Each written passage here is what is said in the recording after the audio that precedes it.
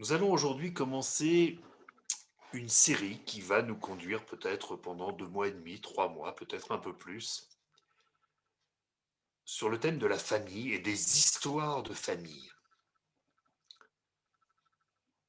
Alors bien sûr, pardonnez-moi à l'avance, je risque par moments d'être un peu redondant sur des choses qui ont déjà été dites sur le couple parce que, eh bien, une famille, ça commence souvent par un couple. Mais pour autant, le Seigneur l'Esprit m'a poussé à rentrer dans cette étude et à la partager avec vous. Et si le Seigneur le veut, c'est sans doute qu'il y a une utilité à cela. En 2016, finalement ça n'était qu'il y a 5 ans, dans l'église de Saint-Sens, nous avons osé intituler le spectacle de la fête des enfants Les familles sans problème sont-elles normales? Ouf. Et le propos avait été illustré avec la famille d'Isaac et de Rebecca. Alors bien sûr, nous voudrions toujours que toutes les familles ressemblent à cette famille radieuse que nous voyons sur la diapo. Voilà, tout le monde est heureux, tout le monde est beau, tout le monde est jeune et tout le monde est en bonne santé. Sauf que nous savons que ça n'est pas toujours la réalité. Béni soit Dieu, pourvu que notre famille soit heureuse, mais le fait d'avoir un bateau qui a été proclamé insubmersible n'empêche pas que le Titanic ait rencontré un iceberg. Et nous connaissons la fin de l'histoire. Nous aurions pu poser une deuxième question. Existe-t-il des vies sans blessure? Parce que si la famille est le lieu de la bénédiction, c'est aussi parfois le lieu des blessures. Alors il ne s'agit pas de juger, il ne s'agit pas de montrer du doigt les dysfonctionnements des uns ou des autres, euh, mais il s'agit plutôt de comprendre ce que sont ces blessures, de comprendre ce que sont ces dysfonctionnements, de comprendre ce que sont ces souffrances, pour les poser aux pieds du Seigneur Jésus qui veut les guérir. L'apôtre Pierre, dans sa première épître, nous dit que Jésus a porté lui-même nos péchés en son corps sur le bois, afin que, morts au péché, nous vivions pour la justice, lui par les meurtrissures duquel vous avez été guéris. Ça, c'est une première pensée qu'il nous faut intégrer. Quand il est question des blessures du passé, on entend souvent, oui, mais c'est comme ça, on ne peut plus rien. On ne peut plus rien, mais la guérison nous est acquise en Jésus-Christ, lui, dans les meurtrissures duquel nous avons la guérison. Comme nous sommes sauvés en espérance, et nous le croyons, nous sommes guéris en Jésus-Christ. Alors parfois, quand on lit l'Ancien Testament, on est effaré des histoires de famille. On se dit, mais c'est pas possible. Quand on voit l'histoire d'Abraham, d'Isaac, de Jacob et de David, que sais-je encore, on se dit, mais c'est incroyable. Si on avait des familles qui vivaient de tels drames dans nos églises, eh bien, euh, ça serait tout à fait inacceptable, ça serait tout à fait dramatique. Alors je ne sais pas si c'est inacceptable ou dramatique, oui sans doute.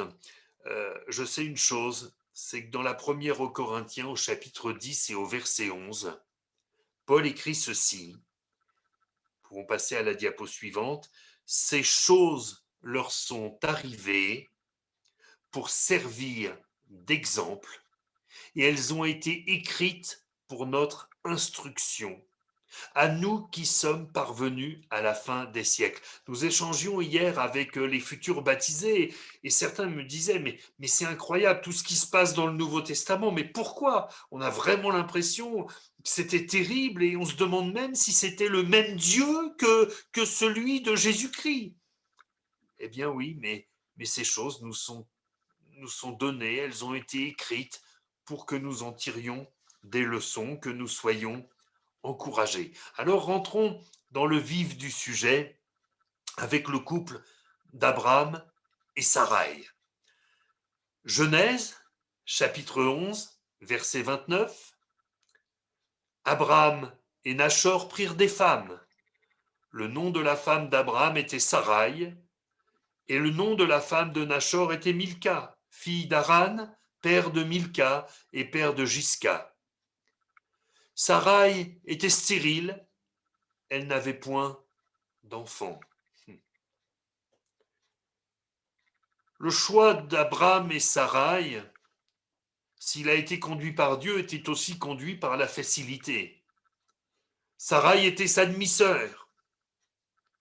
Alors pourquoi chercher ailleurs ce qu'il avait à la maison? Mes frères et sœurs, je ne remets pas en cause le couple d'Abraham et Saraï. La parole nous montre que c'était la volonté de Dieu. Mais j'ouvre une première parenthèse. Le choix d'un conjoint ne doit pas être seulement une question d'opportunité ou de facilité. Il doit être précisément dirigé par la volonté de Dieu. Parfois, l'attente peut être longue avant de trouver celui ou celle qui est destiné pour partager notre vie.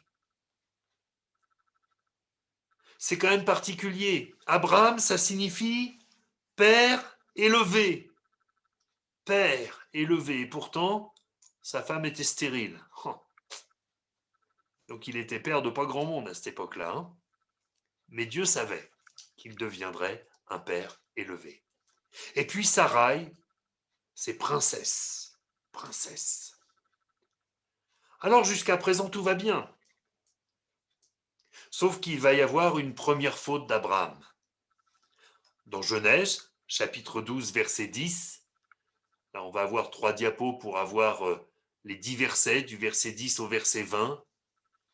Il y eut une famine dans le pays, et Abraham descendit en Égypte pour y séjourner, car la famine était grande dans le pays. Comme il était prêt d'entrer en Égypte, il dit à Sarah et sa femme, « Voici, je sais que tu es une femme belle de figure. Quand les Égyptiens te verront, ils diront, c'est sa femme, et ils me tueront et te laisseront la vie. Dis, je te prie, que tu es ma sœur, afin que je sois bien traité à cause de toi, et que mon âme vive grâce à toi. » Lorsqu'Abraham fut arrivé en Égypte, les Égyptiens virent que la femme était fort belle. Les grands de Pharaon la virent aussi et la vantèrent à Pharaon, et la femme fut emmenée dans la maison de Pharaon. Il traita bien Abraham à cause d'elle, et Abraham reçut des brebis, des bœufs, des ânes, des serviteurs et des servantes, des ânesses et des chameaux. Mais l'Éternel frappa de grandes plaies Pharaon et sa maison au sujet de Saraï, femme d'Abraham. Alors Pharaon appela Abraham et dit, « Qu'est-ce que tu m'as fait ? Pourquoi ne m'as-tu pas déclaré que c'est ta femme? Pourquoi as-tu dit, c'est ma sœur? Aussi, l'ai-je prise pour ma femme?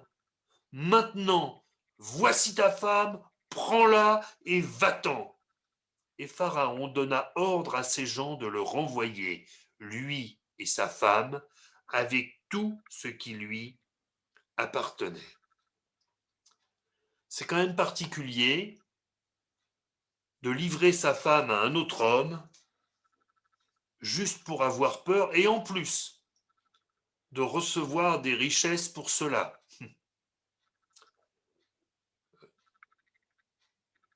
Aux yeux de la loi française, recevoir des richesses pour donner sa femme à un autre, ça s'appelle du proxénétisme quand même. Et je bénis Dieu de ce que Sarah était stérile, parce que sinon, elle aurait porté un enfant égyptien, et non pas le fils d'Abraham. Dieu a veillé à ses plans, malgré la chute morale et spirituelle d'Abraham. Et Abraham va retourner à Béthel, la maison de Dieu, se repentir et retrouver la présence de son Dieu. Ensuite, ça va être le tour de Saraï de commettre une faute. Dans Genèse, chapitre 16, verset 1er, nous lisons la diapo suivante. Sarai, femme d'Abraham, ne lui avait point donné d'enfant, elle avait une servante égyptienne nommée Agar. Et Sarai dit à Abraham, voici, l'Éternel m'a rendu stérile. Viens, je te prie, vers ma servante, peut-être aurai-je par elle des enfants. Abraham écouta la voix de Sarai, alors Sarai, femme d'Abraham, prit Agar, l'Égyptienne, sa servante, et la donna pour femme à Abraham, son mari, après qu'Abraham eut habité 10 années dans le pays de Canaan. Il alla vers Agar et elle devint enceinte. Quand elle se vit enceinte, elle regarda sa maîtresse avec mépris. Alors oui, bien sûr, c'était une tradition en Chaldée. Les historiens, les exégètes ont trouvé que c'était une coutume assez répandue. Quand une femme ne pouvait pas ou ne pouvait plus assurer de descendance à son mari, eh bien, elle lui donnait sa servante. Mais pour autant, ça n'était pas la volonté de Dieu. Et cela a creusé un fossé supplémentaire dans ce couple. Verrons plus tard l'attitude d'Abraham dans cette situation. Et puis, comme si cela ne suffisait pas, Abraham va commettre une seconde faute. Dans Genèse au chapitre 20, au verset 1er. Maintenant, il s'appelle non plus Abraham, mais Abraham, père d'une multitude. Abraham partit de là pour la contrée du Midi. Il s'établit entre Kadès et Shur et fit un séjour à Guérar. Abraham disait de Sarah, sa femme, c'est ma sœur. Abimélec, roi de Guérar, fit enlever Sarah. Alors Dieu apparut en songe à Abimélec pendant la nuit et lui dit, voici, tu vas mourir à cause de la femme que tu as enlevée, car elle a un mari. Abimélec, qui ne s'était point approché d'elle, répondit, Seigneur, ferais-tu périr même une nation juste? Là, nous avons la précision. Abimélec n'a pas touché Sarah. Mais nous avons ici une récidive d'Abraham dans la même faute et pour les mêmes raisons. Et pourtant, cela ne va toujours pas empêcher Dieu de réaliser son plan et de donner à Sarah le fils tant attendu. Le problème, c'est que tous ces épisodes ont miné le couple d'Abraham et Sarah, au point que leur intimité est devenue inexistante. Ils ne sont plus un couple marié, voilà, ils sont comme ces deux personnes assises sur la même banquette, mais qui regardent chacun dans leur direction, ils n'ont plus rien en commun. Quand les anges vont venir annoncer la naissance imminente d'Isaac, Genèse chapitre 18, verset 10, ils vont dire ceci. L'un d'entre eux dit, je reviendrai vers toi à cette même époque et voici, Sarah, ta femme, aura un fils. Sarah écoutait à l'entrée de la tente qui était derrière lui. Abraham et Sarah étaient vieux, avancés en âge, et Sarah ne pouvait plus espérer avoir des enfants. Elle rit en elle-même en disant, maintenant que je suis vieille, aurais-je encore des désirs? Mon Seigneur aussi est vieux. Bref, elle n'imagine plus du tout avoir une intimité avec son mari, et elle pense aussi que son mari n'en a plus du tout la capacité. Pourtant, l'histoire nous rapporte qu'Abraham avait encore de la vigueur, parce que quelques années après, Sarah va mourir, il va épouser Kétura, une femme beaucoup plus jeune, et il va lui faire 6 enfants. Donc pour quelqu'un qui n'avait plus de capacité à avoir des désirs, il est quand même bien frais, Abraham. Genèse chapitre 25, verset 1er. Abraham prit encore une femme nommée Kétura, elle lui enfanta Zimran, Jokshan, Médan, Madian, Jishbak et Shuach.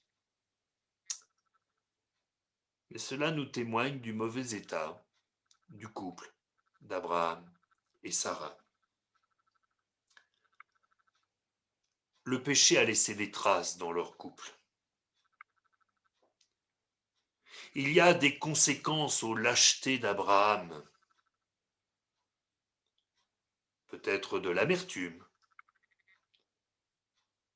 peut-être du dégoût. En tout cas, il y a un déséquilibre.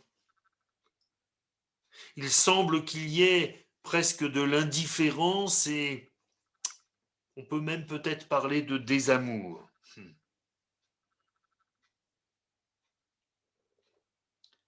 Vous savez, parfois dans les couples, il y a des passages difficiles.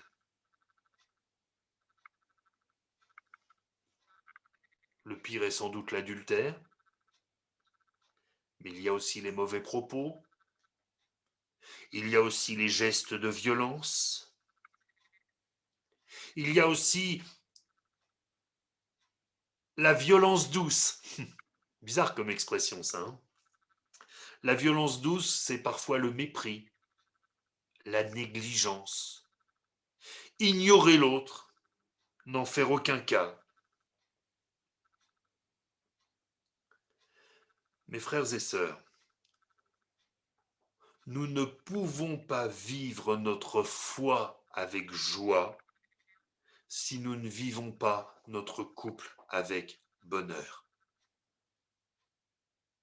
C'est impossible. Si nous vivons sur un champ de mine ou sur un champ de bataille, nous ne pouvons pas être en paix. Cependant, la parole nous dit, avec Ésaïe, on t'appellera réparateur des brèches, celui qui restaure les chemins, qui rend le pays habitable. Vous savez qu'il y a des foyers qui ne sont plus habitables. Il y a des foyers où il ne fait pas bon vivre. Parce que plus personne ne cherche à rétablir les choses en cherchant la face de Dieu, mais tout le monde cherche à régler ses comptes. Je ne dis pas qu'il n'y ait pas de compte à régler. Je ne dis pas que le péché qui a fait mal ne provoque pas une souffrance et que cette souffrance provoque bien des choses. Je dis qu'il faut que le Seigneur ait un libre accès dans notre foyer pour réparer les brèches s'il en est, pour restaurer les chemins s'il en est, et pour rendre nos couples habitables, pour rendre nos couples des lieux de bonheur. Dans l'Évangile selon Marc, au chapitre 10, au verset 6, Jésus nous rappelle ces choses. Il nous dit, mais au commencement de la création, Dieu fit l'homme et la femme, c'est pourquoi l'homme quittera son père et sa mère et s'attachera à sa femme, et les deux deviendront une seule chair. Ainsi, ils ne sont plus deux, mais ils sont une seule chair. Que l'homme donc ne sépare pas ce que Dieu a joint. La séparation parfois peut avoir lieu sans se voir. Parfois on reste ensemble, mais le cœur n'y est plus. On reste ensemble parce que le Seigneur ne veut pas qu'on se sépare. C'est bien de tenir compte de la vie du Seigneur. Mais ça n'est pas suffisant, mon frère, ma sœur. Si nous devons tenir compte de la vie du Seigneur qui dit que l'homme donc ne sépare pas ce que Dieu a joint, nous devons aussi tenir compte de la vie du Seigneur qui est le réparateur des brèches et dans les meurtrissures duquel nous avons la guérison.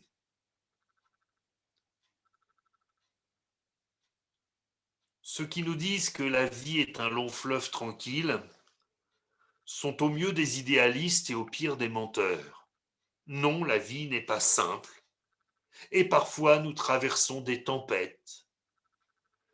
Et parfois nous sommes le couple et les deux tiennent la barre et tiennent la même direction et parfois l'un veut aller dans une direction et l'autre dans une autre direction. Et tout en ayant beaucoup de bonne volonté, eh bien parfois il y a des déchirements, il y a des souffrances. Et parfois il n'y a même pas la bonne volonté. Mais si nous tenons compte de la vie de Dieu, pour ne pas séparer ce que Dieu a joint, nous devons aussi, permettez-moi d'insister, laisser le Seigneur nous guérir.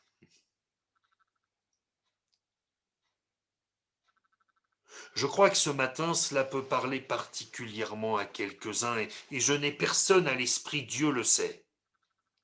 Mais le Saint-Esprit a plusieurs en pensée.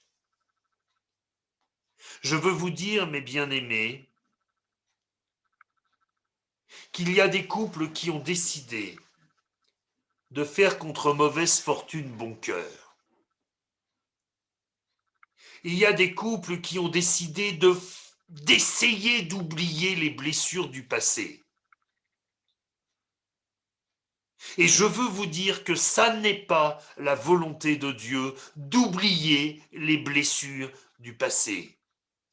La volonté de Dieu, ce n'est pas de les oublier, mais de les guérir.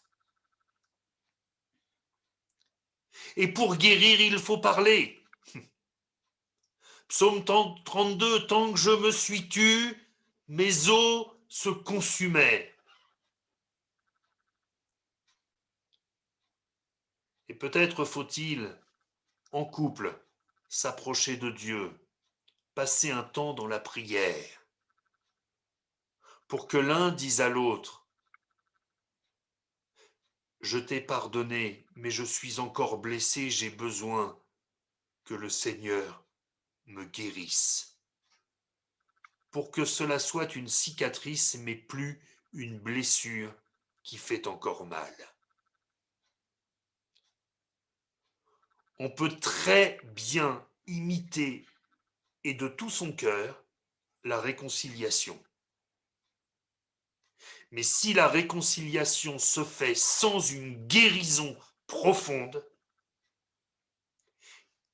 les deux sont côte à côte, peut-être même l'un contre l'autre, et pourtant, il y a un fossé entre eux. Mes frères et sœurs, depuis presque 6 mois que nous sommes ensemble,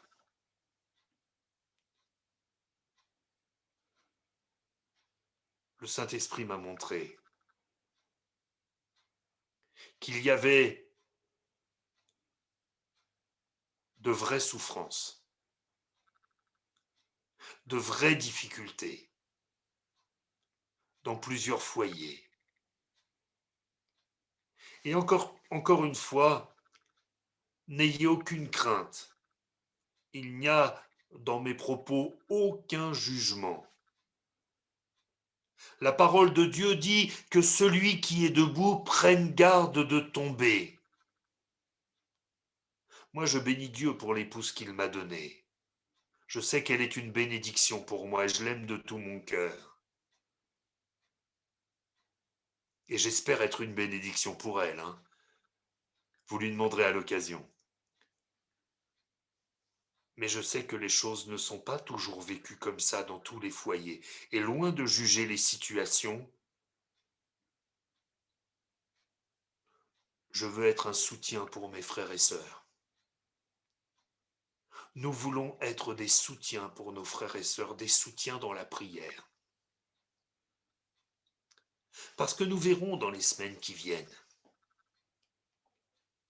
qu'à chaque fois qu'il y a eu des tensions dans les couples, cela a eu des conséquences sur les enfants.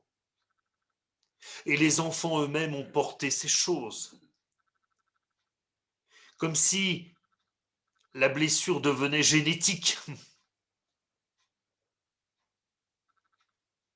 Cependant, en Jésus-Christ, nous sommes appelés à sortir du cercle vicieux de la souffrance et à rentrer dans quelque chose de nouveau, à rentrer dans quelque chose de restauré, rentrer dans quelque chose d'heureux. Ça ne veut pas dire qu'il n'y aura plus jamais de problème. Ça ne veut pas dire qu'il n'y aura plus jamais d'épreuves. Rendez-moi cette justice que je ne vous prêcherai jamais un évangile à l'eau de rose.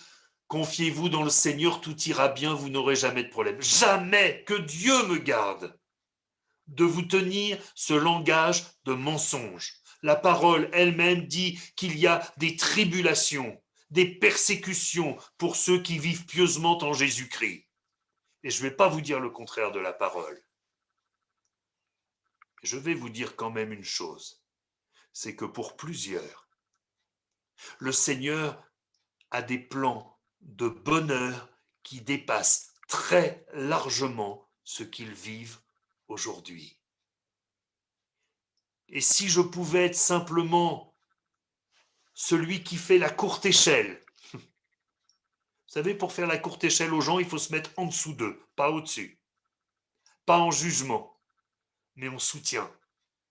Si je pouvais simplement, aujourd'hui, avec la parole de Dieu et dans les semaines à venir, faire la courte échelle à quelques couples, à quelques familles, afin qu'ils entrent dans la plénitude que Dieu veut leur donner, alors j'aurais sûrement été un serviteur inutile, mais qui aura quand même servi un petit peu à quelque chose pour quelques-uns, et cela réjouira mon cœur. Mes frères et sœurs, que le Seigneur vous bénisse. Que ce partage ne soit pas l'occasion d'une tension chez vous, d'une dispute, ce serait dommage.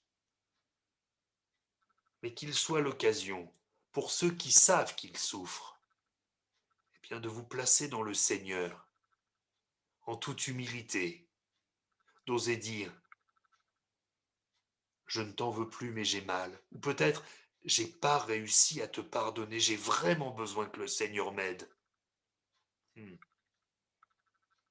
On prie le Seigneur ensemble. Seigneur notre Dieu, il est tellement bon de se confier en toi.